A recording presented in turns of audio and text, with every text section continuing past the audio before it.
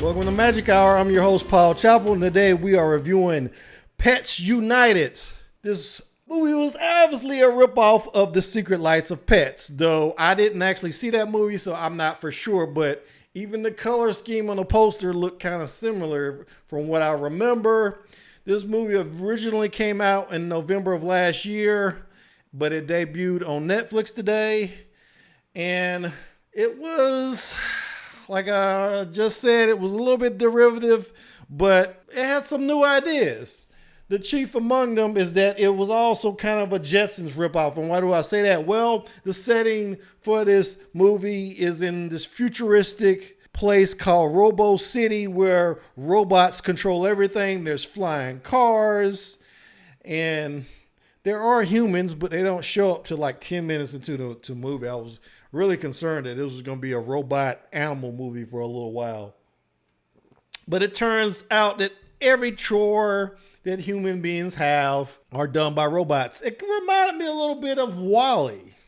And that's the theme I see with a lot of these Netflix kids movies. They're a little bit of something you already seen before, usually a Pixar film. So this movie was no different. The main character is a dog named Roger. He's a stray and he lives his life stealing stuff and is actually a warrant out for his arrest. So right there, I was like, is this the kind of lesson we want our kids to learn, that it's okay to steal?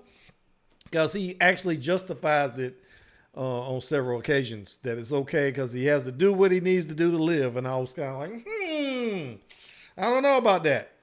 There's also a character named Belle. She's a cat and a bunch of other animals. Belle is voiced by Natalie Dormer. Really, the one of two names I've heard of before. Everybody else was, just voice actors. They could have really used some more names. Particularly, they could have used a comedian like Chris Rock or somebody to really fill out these ranks, because the movie had very little humor, and the humor that it did have was kind of childish, but it wasn't. Let me just put it this way. I fell asleep 3 times during this movie, and I'm sure I'm not the target range for that Netflix is looking to look at this movie, but I don't see where kids could really be entertained by this movie, because it's a little bit too scary for small children, but not adult enough for toddlers. So I'm not really recommending that you see this. There was a lot of problems with it. Like I said, it's derivative. It was kind of quirky, but like I said, not really funny. There were some scenes in the movie where the animals were in some real danger. So the plot is that the mayor of the town feels like robots are superior to humans. Humans are imperfect. So he feels like robots should rule the world. And he expels all the humans, even though it seems like he's a human himself. So that's the basic plot. It's kind of derivative of stuff we've seen before, like Terminator and whatnot. The fact that this idea that humans are inferior. So yeah, that was the plot.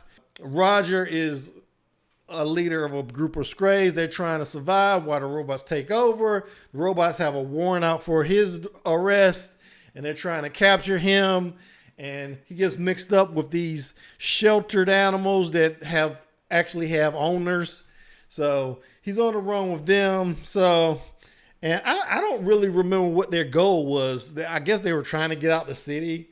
It's not real clear to me.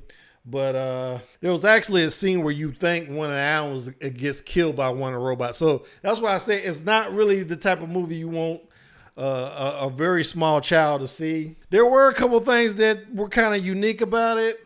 There was 2 real twists in the movie. And I really wasn't expecting that much out of the plot of the movie. But yes, there's a pretty good twist near the end of the movie. I like the fact that all the animals have different accents. Roger, of course, has an American accent, but there's a dog that has an Italian accent, and the cat that's voiced by Natalie Dormer, of course, has a British accent. There's another animal that has a Scottish accent. So that was kind of unique. I don't know if any other movie has done that yet. Probably has. Like I said, I haven't seen The Secret Life of Pets, but it seemed like they were stealing quite liberally from that movie. So what's my rating? I might as well just go ahead and give it a rating. I would probably give it a 1. There was some cute parts in it. I mean, your children might like it. I don't know. But I was not that entertained. I actually got a headache watching this movie. And there was nothing wrong with the art direction. The art direction was fine. The animation was fine. I think it's getting to the point where they can just pump out these movies now. I don't know how hard they have to work on them anymore. Maybe a lot of it is automated now.